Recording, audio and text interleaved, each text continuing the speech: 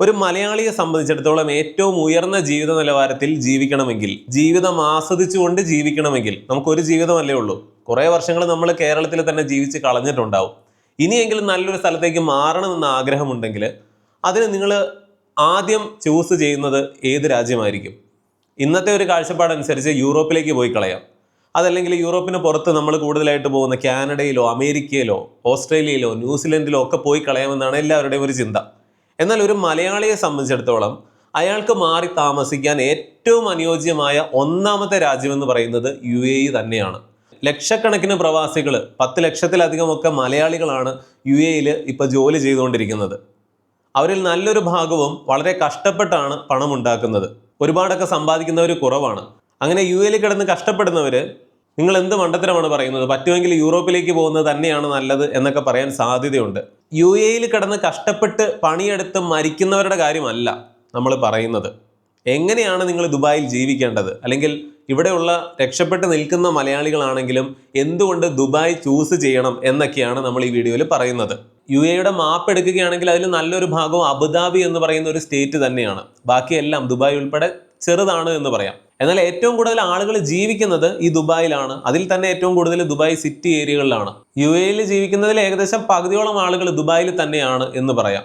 ഒന്നാമത്തെ പോയിന്റ് എന്ന് പറഞ്ഞാൽ, നമ്മൾ വേറെ ഏതൊരു രാജ്യത്തേക്ക് പോയാലും, പ്രത്യേകിച്ച് യൂറോപ്പിലെ രാജ്യങ്ങളിലേക്കൊക്കെ പോയാലും പാശ്ചാത്യ രാജ്യങ്ങളിലൊക്കെ നമുക്ക് വലിയ വിവേചനങ്ങൾ അനുഭവിക്കേണ്ടി വരും.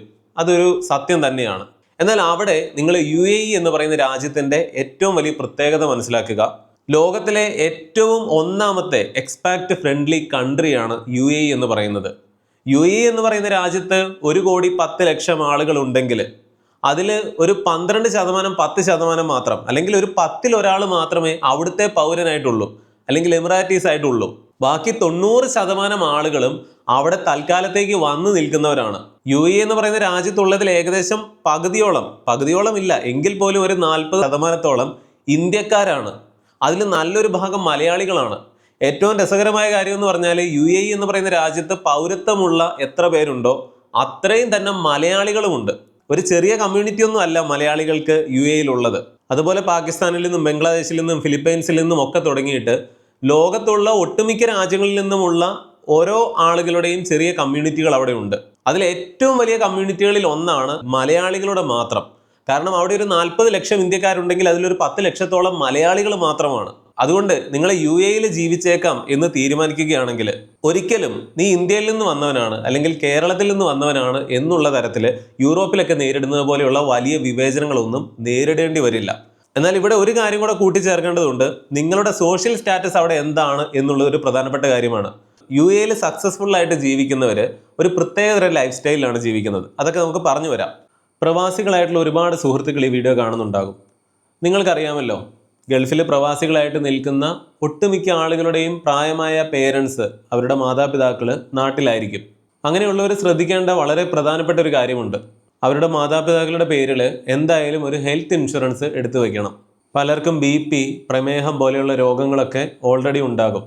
അങ്ങനെയുള്ളവർക്ക് ഭാവിയിൽ ഹൃദ്രോഗങ്ങളോ കിഡ്നി സംബന്ധമായ അസുഖങ്ങളോ ഒക്കെ വരാനുള്ള സാധ്യതയും കൂടുതലാണ്.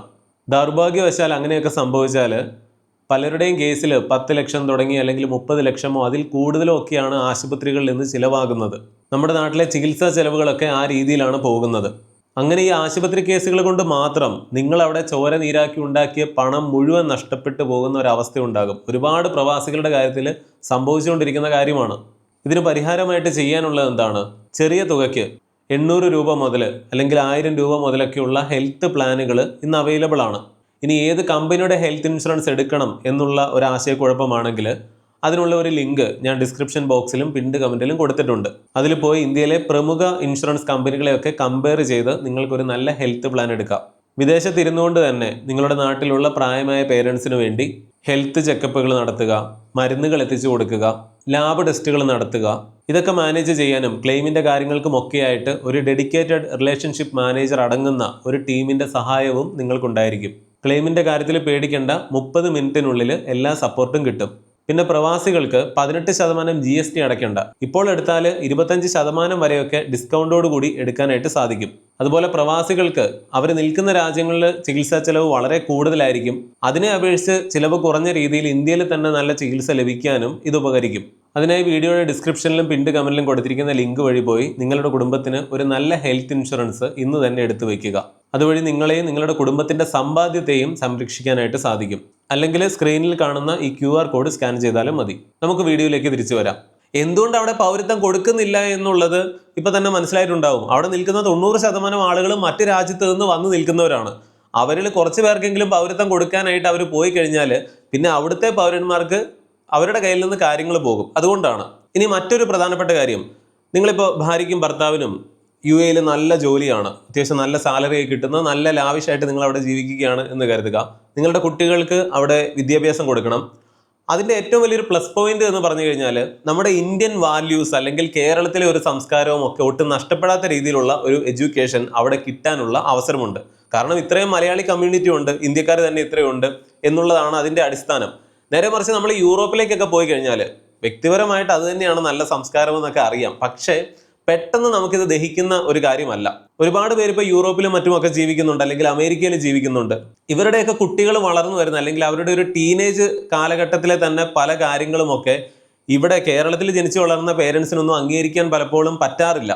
പറഞ്ഞിട്ട് കാര്യമില്ല, അതിനോട് യോജിച്ച് പോവുക, അത് തന്നെയാണ് നല്ലത്.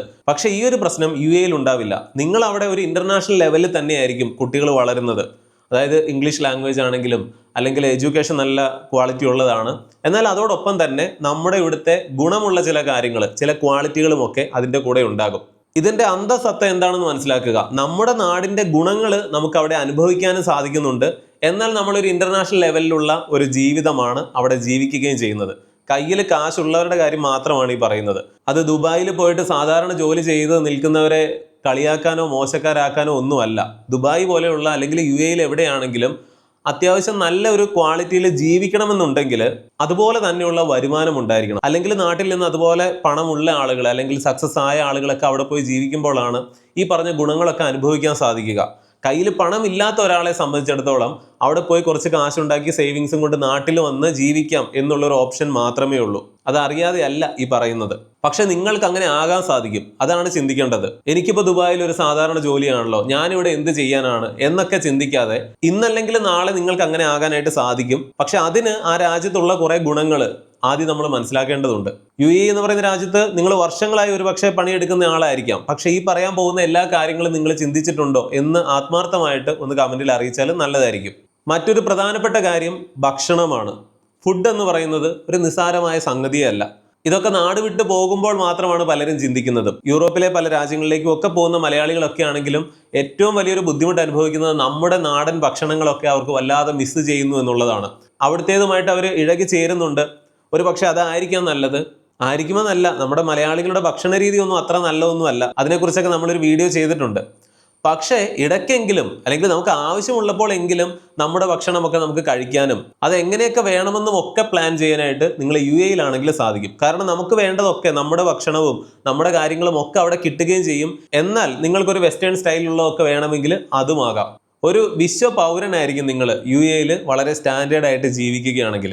നാലാമത്തെ ഏറ്റവും പ്രധാനപ്പെട്ട കാര്യം എന്ന് പറഞ്ഞാൽ സേഫ്റ്റിയാണ്.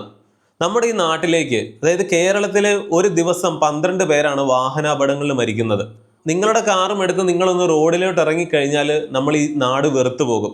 അവിടെ ദുബായിൽ ബ്ലോക്കില്ല എന്നോ അല്ലെങ്കിൽ ബ്ലോക്കിൽ കിടക്കണ്ടെന്നോ ഒന്നും അല്ല പറഞ്ഞത്. പക്ഷേ ആ ലെവലിൽ അത്രയും വലിയൊരു സിറ്റി ഡെവലപ്പ് ആയിട്ടാണ് അവിടെ പല സമയത്തും ഓഫീസ് തുടങ്ങുന്നതിനും അല്ലെങ്കിൽ അത് കഴിഞ്ഞുള്ള സമയത്തൊക്കെ അവിടെയും ബ്ലോക്ക് ഉണ്ടാവാറുണ്ട്. പക്ഷെ നമ്മുടെ നാടുമായിട്ടൊന്ന് കമ്പയർ ചെയ്ത് നോക്കുക. ഇന്റർനാഷണൽ ലെവലിലുള്ള സൗകര്യങ്ങളാണ് നമുക്ക് ലഭിക്കുക.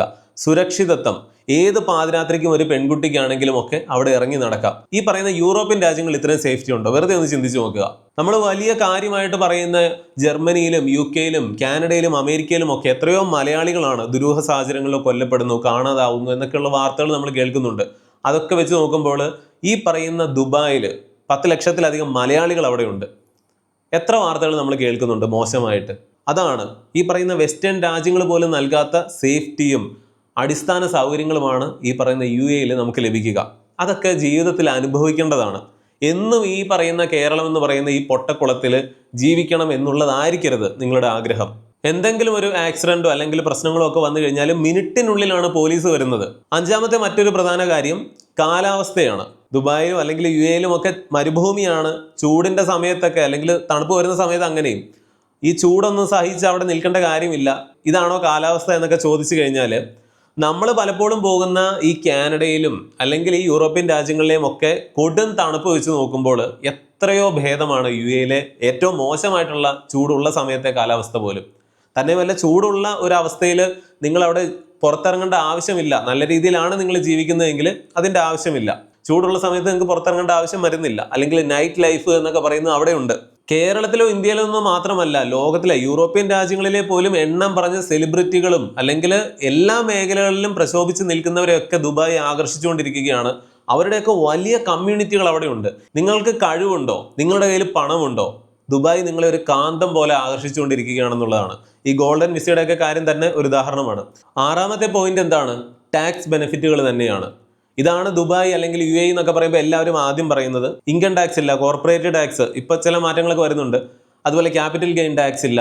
നിങ്ങൾ സമ്പാദിക്കുന്നത് നിങ്ങൾക്ക് അവിടെ തന്നെ ചെലവഴിക്കാനുള്ള എല്ലാ സൗകര്യങ്ങളും ഉണ്ട്. അതാണ് അവരുടെ മിടുക്ക്. മറ്റൊന്ന് നിങ്ങൾക്ക് വേണമെങ്കിൽ നാട്ടിലേക്ക് കൊണ്ടുവരാം. ഈ പറയുന്ന യൂറോപ്യൻ രാജ്യങ്ങളിലോ മറ്റോ ഒക്കെ ഇത് നടക്കുമോ? അതായത് ഇപ്പോൾ ഒരു ഗോൾഡൻ വിസയുടെ കാര്യത്തിലൊന്നും നിങ്ങൾ ചിന്തിക്കേണ്ട. ഇപ്പോൾ സ്റ്റുഡൻറ് വിസ ആവട്ടെ, അല്ലെങ്കിൽ വർക്ക് വിസ ആകട്ടെ, ഫാമിലി വിസ ആകട്ടെ, ഇങ്ങനെ പലതരം വിസകളുണ്ട്.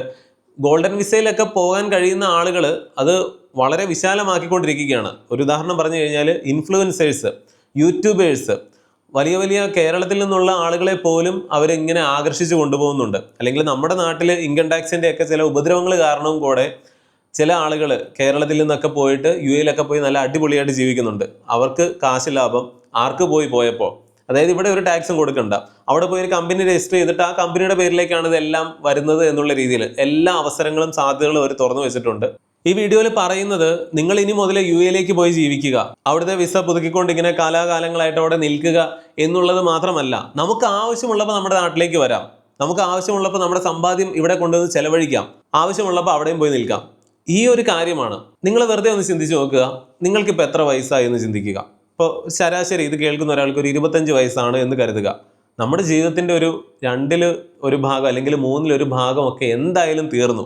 ഇത്രയും നാൾ നിങ്ങൾ ഈ കേരളത്തിലാണ് ജീവിച്ചതെങ്കിൽ ഇന്ന് ഈ വിശാലമായ ലോകത്തിൽ ഈ കേരളം എന്ന് പറയുന്ന ഈ പൊട്ടക്കുളത്തിൽ മാത്രമായിട്ട് ജീവിക്കുക എന്ന് പറയുന്നത് എത്രയോ അബദ്ധമാണ്. ആളുകളുടെ ചിന്താഗതികളൊക്കെ മാറുകയാണ്. നിങ്ങൾ ജനിച്ചെടുത്ത് തന്നെ നിങ്ങൾ മരിക്കുകയാണെങ്കിൽ എന്താണ് അതിലൊരു കാര്യമുള്ളത്? നിങ്ങൾ വലിയ ഇന്റർനാഷണൽ ട്രിപ്പുകളൊക്കെ പോകുന്നുണ്ടാവും, പല രാജ്യങ്ങളിലും പോയിട്ടുണ്ടാവും. പക്ഷേ ഏതാനും ആഴ്ചത്തേക്ക്, കൂടിപ്പോയാൽ ഒരു മാസം. പക്ഷേ മറ്റൊരു സ്ഥലത്ത്, മറ്റൊരു കൾച്ചറിൽ, മറ്റൊരു ലോകത്തിൽ നിങ്ങൾ ജീവിക്കേണ്ടതിൻ്റെ ആവശ്യകതയുമുണ്ട് ഇനിയുള്ള കാലത്ത്. അല്ലാതെ നിങ്ങൾ ജനിച്ചത് ഏതാണോ, വീണയുടെ വിഷ്ണുലോകം എന്ന് കരുതി ജീവിക്കുന്നത് വരും കാലത്തൊക്കെ അരോചകമായിരിക്കും. എന്നാൽ അങ്ങനെ പോകുമ്പോൾ ഒരുപാട് പ്രശ്നങ്ങളുമുണ്ട്. ഇപ്പം നമ്മൾ യൂറോപ്പിലേക്ക് പോയാലും അമേരിക്കയിലേക്ക് പോയാലും ഒക്കെ ഒരുപാട് പ്രശ്നങ്ങളുണ്ട്. നമ്മുടെ നാടിനെ മിസ് ചെയ്യും, നമ്മുടെ നാട്ടിലുള്ള പല കാര്യങ്ങളും നമുക്ക് ഇല്ലാതാവും. എന്നാൽ നിങ്ങൾ യു എ ആണ് ചൂസ് ചെയ്യുന്നതെങ്കിൽ ഈ പ്രശ്നമൊന്നുമില്ല. നമ്മുടെ നാടിൻ്റെ ഒട്ടുമിക്ക കാര്യങ്ങളും അവിടെ തന്നെ ഉണ്ട്. ആവശ്യമുള്ളപ്പോൾ നിങ്ങൾക്ക് നാട്ടിലേക്ക് വളരെ എളുപ്പത്തിൽ വരാൻ സാധിക്കും. നമുക്ക് രണ്ടും ഉണ്ടാകും. ലോകത്ത് വേറെ ഏതൊരു രാജ്യത്തേക്ക് നിങ്ങൾ പോയാലും ഇങ്ങനെ ഒരു അവസരം ഉണ്ടാകില്ല.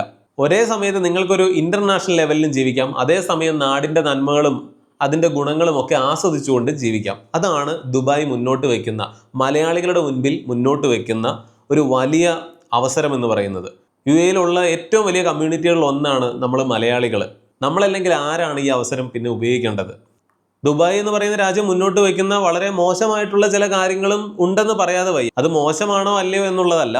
ഉദാഹരണത്തിന് വളരെ തുച്ഛമായ തുകയ്ക്ക് പണിയെടുക്കുന്ന പല ചെറുപ്പക്കാരും ഒക്കെ ദുബായിലുള്ള പല സാഹചര്യങ്ങളും നിങ്ങൾക്കറിയാം. അതായത് നിങ്ങൾ വെറുതെ ഒരിടത്ത് നിന്നാലും കാർഡ് ഇങ്ങോട്ട് കൊണ്ട് തരും, അല്ലെങ്കിൽ നിങ്ങളുടെ കാറിൻ്റെ ഗ്ലാസ്സിൽ അവർ തിരികെയിട്ട് പോകും.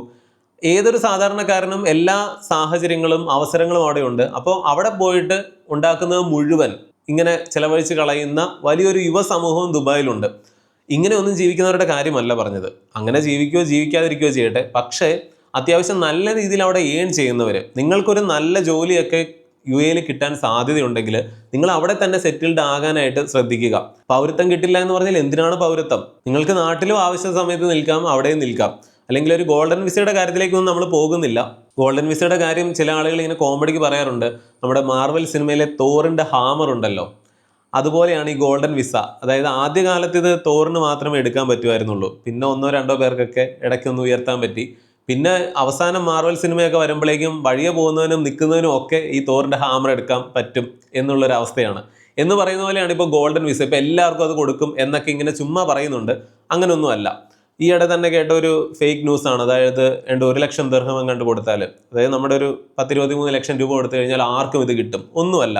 നമ്മുടെ പ്രൊഫൈല്, നമ്മുടെ ക്വാളിറ്റി, ഇതൊക്കെ അല്ലെങ്കിൽ അവർ പറയുന്ന പല മാനദണ്ഡങ്ങളും ഉണ്ട്. ഇപ്പോൾ അതിൽ കൂടുതൽ വന്നിരിക്കുന്നതെന്ന് പറഞ്ഞാൽ വലിയ ഇൻഫ്ലുവൻസേഴ്സ് ആയിട്ടുള്ളവർ അല്ലെങ്കിൽ നല്ല ഹൈ പ്രൊഫൈൽ ഏത് നാട്ടിലാണെങ്കിലും ഉള്ളവർക്കൊക്കെ ഈ ഗോൾഡൻ വിസയൊക്കെ അനുവദിക്കുന്നുണ്ട്.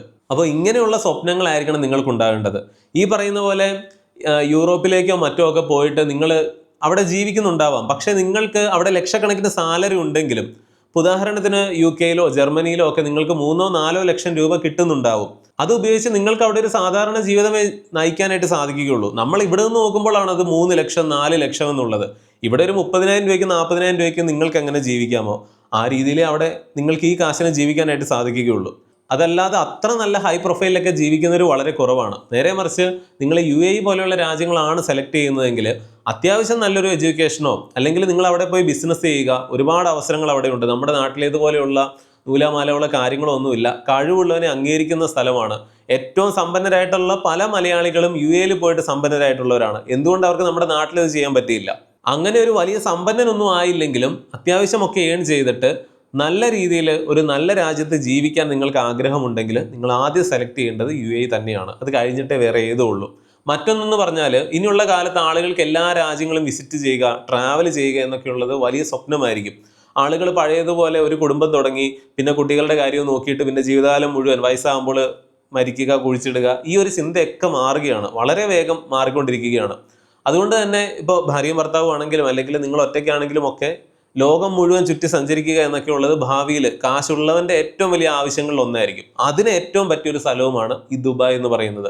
ലോകത്തിലെ എല്ലാ സ്ഥലങ്ങളുമായിട്ടും പ്രധാന എയർപോർട്ടുകളും ഒക്കെ ആയിട്ടും കണക്ടിവിറ്റിയും കാര്യങ്ങളും ഒക്കെയുള്ള ഒരു ഇൻ്റർനാഷണൽ മൊബിലിറ്റി ഹബ്ബാണ് ദുബായ് എന്ന് പറയാം.